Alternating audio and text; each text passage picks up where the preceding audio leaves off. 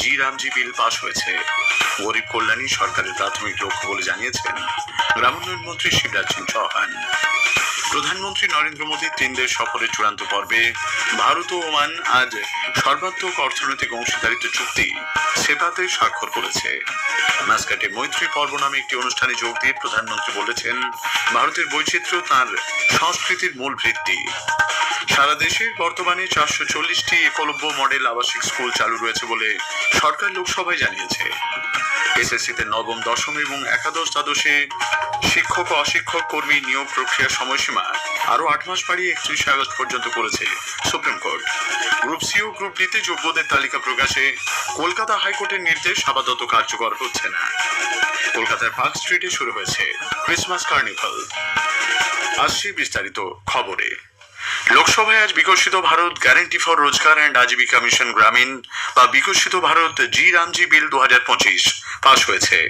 এই বিল 20 বছরের পুরনো মহাত্মা গান্ধী জাতীয় গ্রামীণ কর্মনিশ্চয়তা আইন এর পরিবর্তে আনা হলো।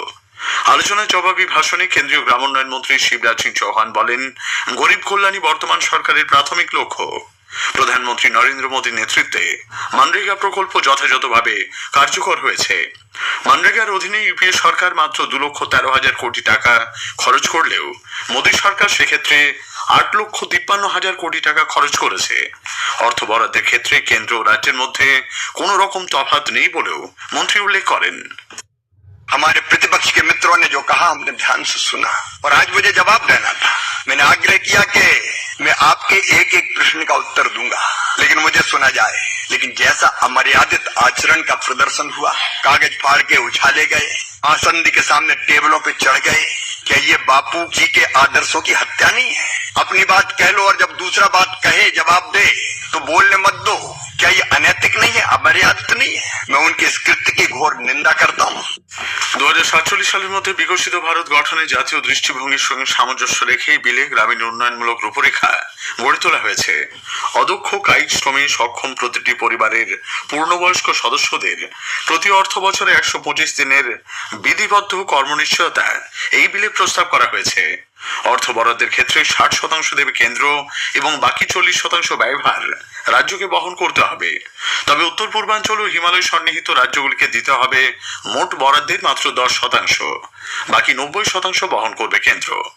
আলোচনার পর বিলটি পাশ হয়। বিল পাশের পর লোকসভার অধিবেশন দিনের মতো মুলতবি হয়ে গেছে।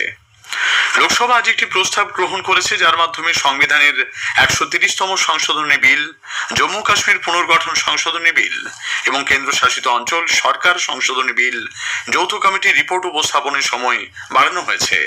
নতুন সময়সীমা নির্ধারণ করা হয়েছে 2026 সালের বাজেট অধিবেশনের শেষ সপ্তাহের প্রথম দিন পর্যন্ত।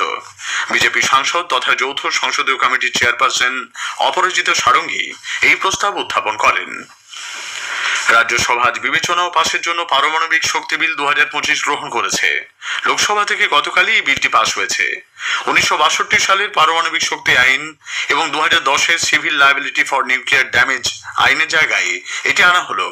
এই আইনটি দেশবাসীর কল্যাণের জন্য পারমাণবিক বিদ্যুৎ উৎপাদনের লক্ষ্যে রচিত হয়েছে। বিলটিতে পারমাণবিক শক্তি নিয়ন্ত্রক বোর্ড গঠন এবং পারমাণবিক শক্তি প্রতিকার উপদেষ্টা পরিষদ প্রতিষ্ঠার কথাও বলা হয়েছে।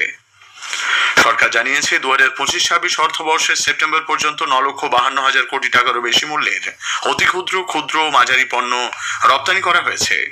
ক্ষুদ্র, অতি ক্ষুদ্র, মাঝারি উদ্যোগ প্রতিমন্ত্রী শোভা করন্দালাজে আজ লোকসভায় এক লিখিত প্রশ্নের জবাবে এই তথ্য জানান। ভারত ও ওমান আজ মাস্কাটে সর্বাত্মক অর্থনৈতিক অংশীদারিত্ব চুক্তি সেপাতে স্বাক্ষর করেছে। চুক্তি স্বাক্ষরের সময় উপস্থিত ছিলেন প্রধানমন্ত্রী নরেন্দ্র মোদী এবং ওমানের সুলতান হাইথাম বিন তারিক আল সাইদ। এই চুক্তির মাধ্যমে দুই দেশের মধ্যে বাণিজ্য ও অর্থনৈতিক সহযোগিতা নতুন মাত্রা পাবে বলে আশা করা হচ্ছে। প্রধানমন্ত্রী নরেন্দ্র মোদী বলেছেন, ভারত ওমান ব্যবসায়িক সম্মেলন দুই দেশের সম্পর্ককে নতুন দিশা ও গতি দেবে। আজ মাস্কাটে অনুষ্ঠিত সম্মেলনে যোগ দিয়ে তিনি বলেন, পরিবর্তিত বিশ্ব পরিস্থিতির মধ্যেও ভারত ওমানের বন্ধুত্ব সময়ের সঙ্গে আরো দৃঢ় হচ্ছে। তিনি আরো বলেন, দুই দেশের 70 বছরের কূটনৈতিক সম্পর্ক আস্থা ও বন্ধুত্বের ভিত্তিতে গড়ে উঠেছে। প্রধানমন্ত্রী বলেছেন, ভারতের বৈচিত্র্যতা সংস্কৃতির একটি মজবুত ভিত্তি এবং ভারতীয়দের জন্য প্রতিটি দিন নতুন রং নিয়ে আসে, প্রতিটি ঋতু হয়ে ওঠে নতুন উৎসব এবং প্রতিটি ঐতিহ্য নিয়ে আসে নতুন ভাবনা। তিনি আজ ওমান সফরের দ্বিতীয় দিনে মাসকাটে মৈত্রী পর্ব নামে একটি অনুষ্ঠানে ভারতীয় সম্প্রদায় ও শিক্ষার্থীদের উদ্দেশ্যে ভাষণ দিচ্ছিলেন। मैत्री यानी एम से मैरीटाइम हेरिटेज, ए से एस्पिरेशंस, आई से इनोवेशन, टी से ट्रस्ट एंड टेक्नोलॉजी, आर से रिस्पेक्ट, आई से इंक्लूसिव ग्रोथ। নেদারল্যান্ডসের বিদেশমন্ত্রী ডেভিড ভ্যানুয়েল আজ নতুন দিল্লির সাউথ ব্লকে প্রতিরক্ষা মন্ত্রী রাজনাথ সিং এর সঙ্গে সাক্ষাৎ করেছেন। ভারত নেদারল্যান্ডস দ্বিপাক্ষিক সম্পর্ককে আরো শক্তিশালী করার জন্য উভয় পক্ষ বৈঠক করেছে। প্রধানমন্ত্রী এই মাসের 28 তারিখ আকাশবাণীতে মন কি বাত অনুষ্ঠানে তার চিন্তা ভাবনা দেশ বিদেশের মানুষের সঙ্গে ভাগ করে নেবেন। এটি হবে মাসিক এই বেতার অনুষ্ঠানের 129তম পর্ব। খবর শুনছেন আকাশবাণী থেকে। সরকার জানিয়েছে সারা দেশে বর্তমানে 440টি একলব্য মডেল আবাসিক স্কুল চালু রয়েছে।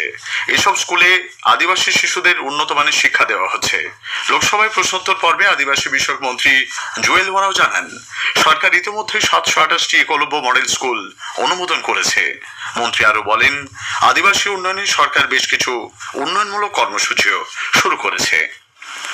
এসএসসিতে নবম, দশম ও একাদশ দ্বাদশের শিক্ষক অশিক্ষক কর্মী নিয়োগ প্রক্রিয়ার সময়সীমা আরো 8 মাস বাড়িয়ে 31 আগস্ট পর্যন্ত করেছে সুপ্রিম কোর্ট।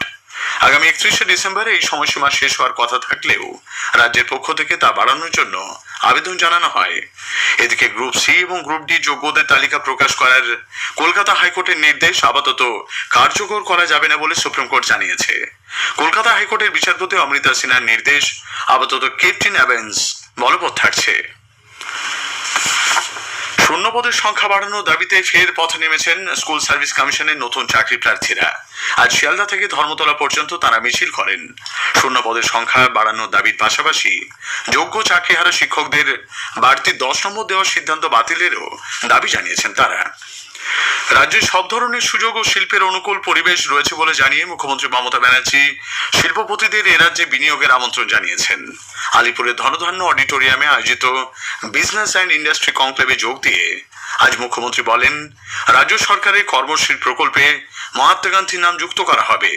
এদিকে অচিরাচরিত বিদ্যুৎ উৎপাদন ক্ষেত্রে রাজ্যে 12,000 কোটি টাকা বিনিয়োগ করা হবে বলে শিল্প সম্মেলনে জানিয়েছেন আরপিজি সংস্থার চেয়ারম্যান সঞ্জীব গোয়েঙ্কা। নদিয়ার তাহিরপুরে আগামী 20শে ডিসেম্বর পরিবর্তন সংকল্প সভায় প্রধানমন্ত্রী নরেন্দ্র মোদী যোগ দেবেন।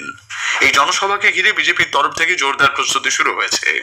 রাজ্য বিজেপি মুখপাত্র দেবজিৎ সরকার আজ কৃষ্ণনগর সদর শহরে পথ চলতি সাধারণ মানুষকে প্রধানমন্ত্রী সভায় যোগ দেওয়ার আমন্ত্রণ জানান।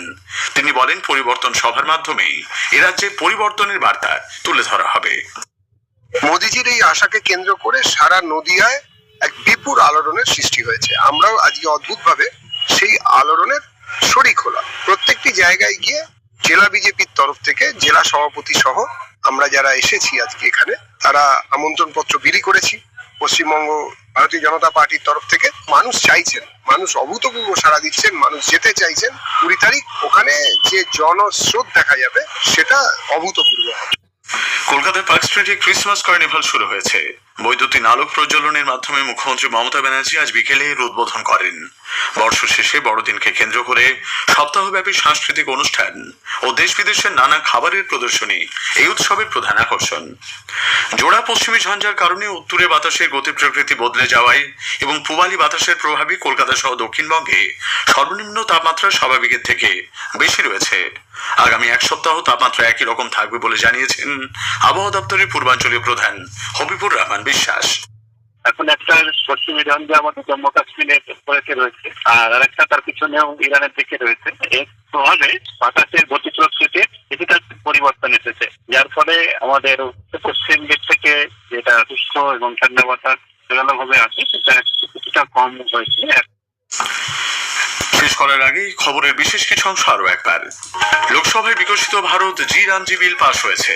প্রধানমন্ত্রী নরেন্দ্র মোদীর 3 দেশ সফরের চূড়ান্ত পর্বে ভারত ও ওমান আজ সর্বাত্মক অংশীদারিত্ব চুক্তি সেপাতে স্বাক্ষর করেছে। খবর শেষ হলো। এরপর খবর বিকেল 6:35 মিনিটে।